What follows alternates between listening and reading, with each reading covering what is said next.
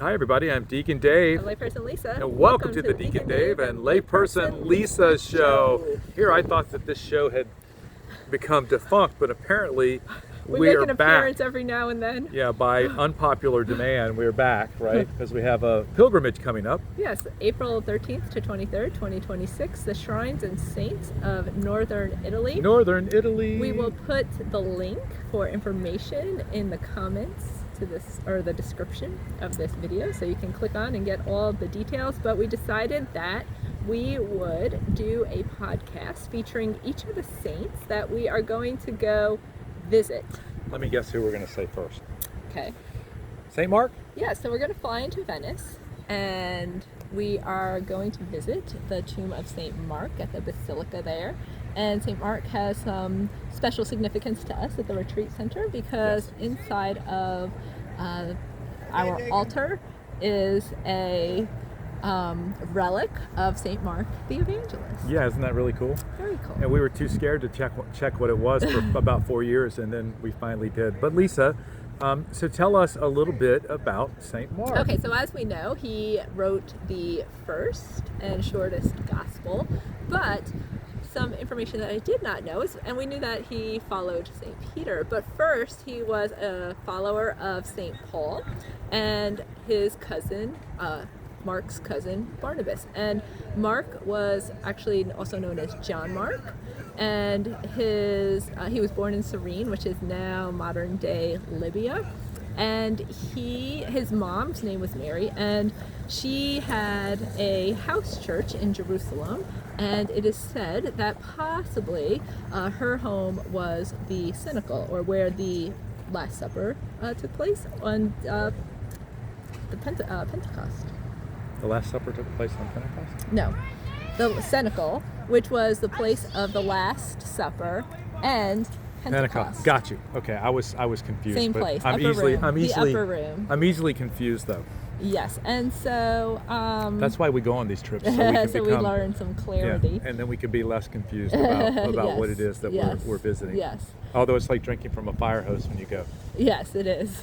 You Can I- think, like, I always think I'm going to remember everything, and then, like, the next day, I'm like, oh, what do we see? So on a more practical note, as Lisa, this is the intermission of her description of Mark. This trip is going to be a little bit more low key. We're still going to do a lot of things, but there's going to be more free time, so that you can go visit some sites you want to, get rest, just enjoy the culture and the community, whatever you want to do. And so, yeah, a little bit slower pace, but not too slow, Lisa. We'll still have excursions. Yes, if you want to, but you don't have to. Yes. And so it'll be kind of responding to the needs of the people, right, that normally go on our pilgrimages. So just so you know that. Yes. Okay? Back to Mark. Yes. So Mark traveled with Paul and Barnabas, and Mark wanted to go back to Jerusalem, and him and Paul had a falling out. And Barnabas, being Mark's cousin, sided with Mark, and they traveled back to Jerusalem, and Paul wound up going to Syria, I believe, but I can't remember now. Falling out. Yes, but What was the falling out? I don't know. They did not specify. Okay. But they did say, Paul and Mark did reconcile years later, and Paul actually writes to Mark from prison. But Mark went on to follow Peter and wound up becoming a preacher and a priest, and he became Bishop of Alexandria in Egypt.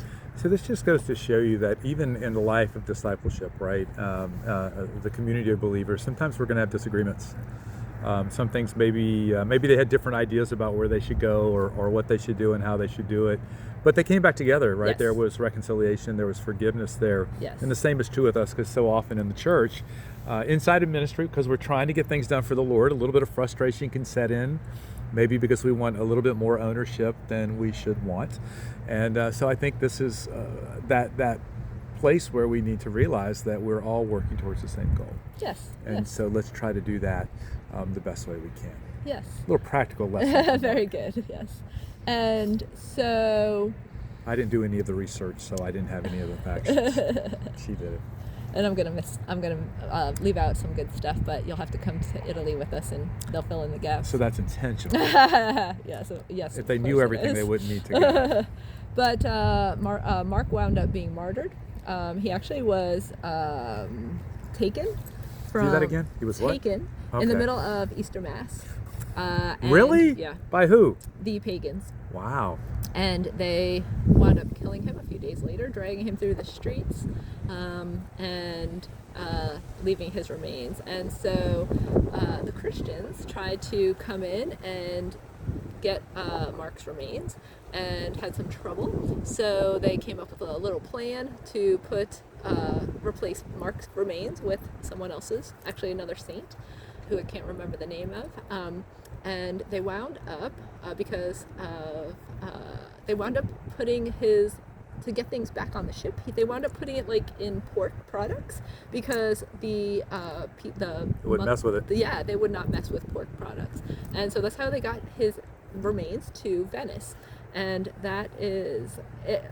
So they got his remains in Venice, and like 4 years later, they had a basilica. It's not the basilica that stands now, but That's not unusual, though. I mean, right. Because that's been 2,000 years ago, right? Yes, and then when they were doing a new basilica, like in 1048, so hundreds of years later, they couldn't find they couldn't find Mark's remains. But then it was like some sort of miracle where they appeared, like Really? in some like crazy spot, like in a column or something. And so now his remains are in Venice. He's the patron saint of Venice, and some other things that I can't remember. Well, it's No, I think that's it. Well, stay tuned for another saint. I can't tell you who that is right now. and join us on the trip to Italy. Yes. We can't go if we don't have people. Our sneak peek, October 15th.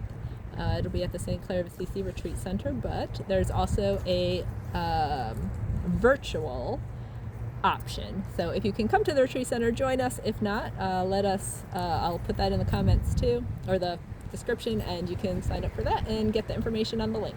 And the sneak peek is basically tells you about the trip.